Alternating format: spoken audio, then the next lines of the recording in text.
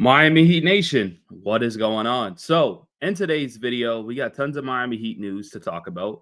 We're also going to be breaking down this game that happened last night, which was a disaster, losing to one of the worst teams in the Eastern Conference. And I just don't understand it.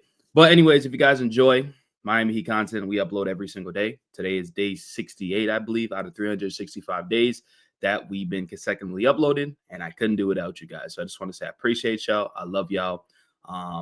Keep liking, keep sharing once again, and let's get back in today's video. So before we do start the recap of this game, because I'm super frustrated, we're going to talk about this real quick. So the draft picks watch, the Miami Heat, if the season ended today, potentially could get the 11th overall pick, and then also the 20th. So that's kind of where we're at with there. With our record being 29-34, with us losing the teams that we should have never lost to, like the Chicago Bulls.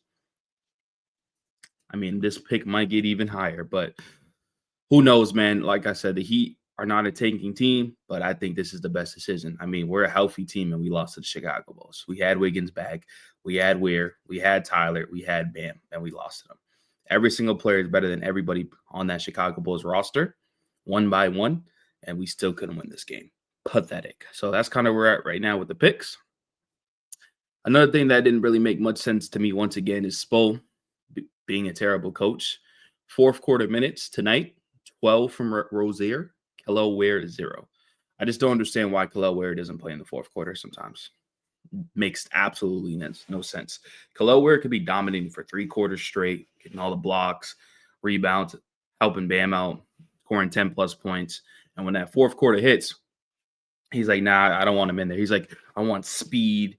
I want to play small ball and this and that. Well, then you put Terry Rozier out there, which is one of the worst player in the league. It just doesn't make much sense, man. Like, I know there's not much to say about Spo because I feel like we say it in every single video. We say in the comment sections, I'm talking about it. I just don't know. I don't know what to say. It's frustrating. Yeah, it's bad. This dude needs to get off the team. Hopefully he can get off the team, but the way he's been playing, like, he has no trade value at all. So no team's going to want him. We're probably going to have to attach a first-round pick for any team to take him, and we just shouldn't do that at all. So we're kind of stuck with Terry Rozier.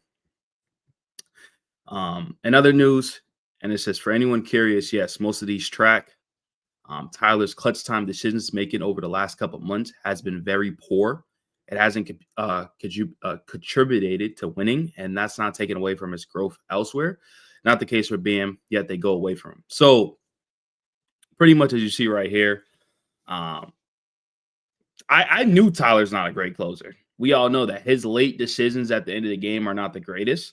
As you see, Bam is 27 for 43, the most efficient. Tyler's 12 for 50, 24%, 5 for 31 at the three-point line, 16%. It gets even worse. You know what I mean? So it's just like, I understand Tyler's our best scorer, but we need to start going to Bammer. We got to start going elsewhere. You know what I mean? Because, like, this is just not good at all. These are just terrible numbers. Like, you got Bam, like, shooting 60% in the clutch is amazing. Obviously, the three-point line is not the best, 1 for 7, but we're not going to go to Bam if we need a 3, right? We have other shooters for that. So this is just something to, keep an eye on because – this is very, very interesting. I actually did not know this. So let me know in the comment sections what do you guys think about that. Also, Barry Jackson made a tweet. He said that's 14 games that the Heat have lost this season, and it led in the fourth quarter. And losing at home to a middling Bulls team without 4 rotation players is a new low. Since January 1st, Heat have been outscored by 104 points in the fourth quarter and shot 29% for threes in the fourth. The comment saying either Spo and ownership are washed or this is a calculated tank job. It's almost unbelievable. Good, better draft pick. Those numbers are historically bad. And then also he made a post pretty much saying, again, going small, Rozier again, over where late continues to get the Heat nowhere. So once again, he went small, went with Terry Rozier, bench Kel'el Ware. Doesn't make much sense. This is crazy too, right? So the Heat dropped to 0-2 versus the Bulls this season, blew a 17-point lead to a team that wants to rebuild.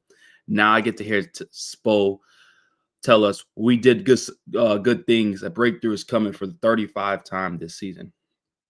You ever get tired of like Spo in the press conference saying the same thing over and over? Because I do.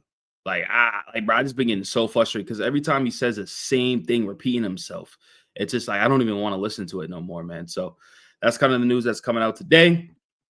And then now we're gonna break down this game, and it's depressing. So as you see right here, the Chicago Bulls won 114 to 109. The Chicago Bulls are 26 and 38. The Miami Heat are 29 and 34. Yeah, terrible. As you see, the Miami Heat outscored them in the first quarter, 36 to 24. But then in the second quarter, only scored 19. They lose 24 to 19. The third quarter, they outscore them by 4. And in the fourth, they get outscored by 16. And that's how you lose a game. Simple as that. Zach Collins had 18 points. Bazulis had 13. Trey Jones had 15. Kobe White had 21.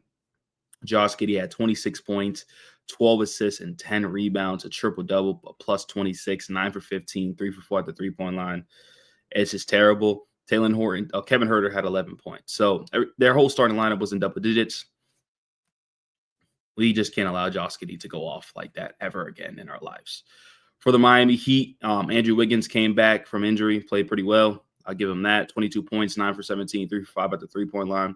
Bam Adebayo, once again, staying consistent with 22.6 rebounds. Kel'el Ware, 7 points, 12 rebounds. Didn't play in the fourth quarter. Had 2 blocks, but decided to go with Terry Rozier. Makes sense. And it's not even like Terry Rozier had a really, really bad game. But, yeah. Davion Mitchell, 4 points. He was a -8 in the plus-minus. 4 personal fouls. 1 steal, 8 assists, 3 rebounds. So his scoring has gone down a little bit, but his playmaking ability is still there, up to 6 to 8 assists per game playing with the Miami Heat, which is, pretty darn good. Tyler Herro once again had 21 points. He was 8 for 19, 2 for 7 at the three-point line. And I feel like Tyler Herro is becoming a worse three-point shooter. Let me know in the comment sections if I'm tripping, but that's what it feels like. And then Duncan Robinson had 12 points. He was 2 for 10 at the three-point line, 4 for 15 at the field. Haywood Highsmith did not hit a shot. He made 2 free throws. That's about it. And then Terry Rozier, 5 for 9, 15 points, and Jaime with 4. Kevin Love, Shad Johnson, Kyle Anderson, Alec Burks, Isaiah Stevens, and Palo Larson. Once again, Palo Larson plays well. He gets DMPs. Doesn't make much sense. And as you see right here, the Miami Heat did lose the first game against them, 124 to 133. And then they beat them again, 114 to 109. So, yeah, we're 0-2 in that series. So we got to win the next 2 to tie that series up. So if they somehow, some way come back, they can take over and be a higher seed than us. And the Miami Heat are currently 9th seed in the NBA, which is not the greatest at all. So the field goals pretty much identical, but we took a little bit more shots. Shot 42%. We shot 30% from the three-point line. We shot 73% from the free throw line, which is awful. We had 44 rebounds, and they had 51. We had 25 assists, 7 steals, 5 blocks, 9 total turnovers. And then fast break points, we had 15. They had 18 points in the paint. They dominated us close to 60. They had 58. We only had 46. And then fouls, they had 14. We had 17. So the largest lead that we had was a 17-point lead. And once again, blowing another lead. Their biggest lead was a 5-point game. So this is literally the definition of the Miami Heat season, and it's terrible. But yeah, let me know in the comment sections, what do you guys think about this? Keep liking, keep sharing, keep subscribing. I love y'all, and I'm out. Peace.